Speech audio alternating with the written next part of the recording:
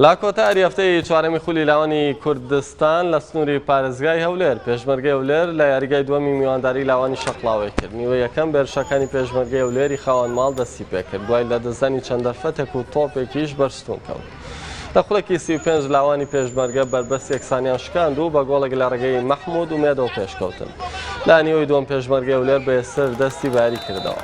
دوای تێپەڕبوونی کەمتر لە سێ خولەک خۆشی شکور ئەنجامەکەی بۆیانەکەی دوێندە لێ کرد. لە خولەک هێشتاوێکیش مەحموود ومێد بە ئەسیستی خۆشی گۆڵی دووەمی خۆی و سێمی لاوانی پێشمەرگەی تۆمار کرد. یاریەکە بە 3 گۆڵی پاک بە سوودی لاوانیانەی پێشمەرگەی هەولێر کۆتایی هات. بەم شێوەیە دوای تێپەڕبوونی 4 هەفتە بەسەر یاریەکان لاوانی پێشمەرگەی هەولێر بە 10 خاڵ لە پێشەنگ و شەقڵاوەش لە خانەی پێش کۆتایی تەنیا خاڵێکی کۆ کردەوە.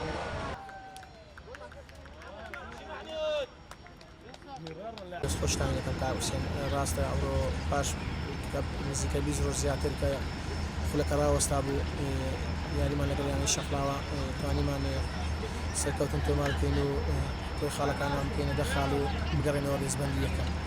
دەست خۆش لە یاریزانەکان دەکەم پیرۆز بای دەستی کاژێر و سێڕایەنەکان و یاریزانەکان بەخێراتی کەناڵەکەتان دەکەین هەرچەندە گەمە یەکەم دۆمە زەحمەت بچکەوە زۆربەی لە عیبەکان نوێ بوو کە شوهای دەورەکەیان نەدیت بوو.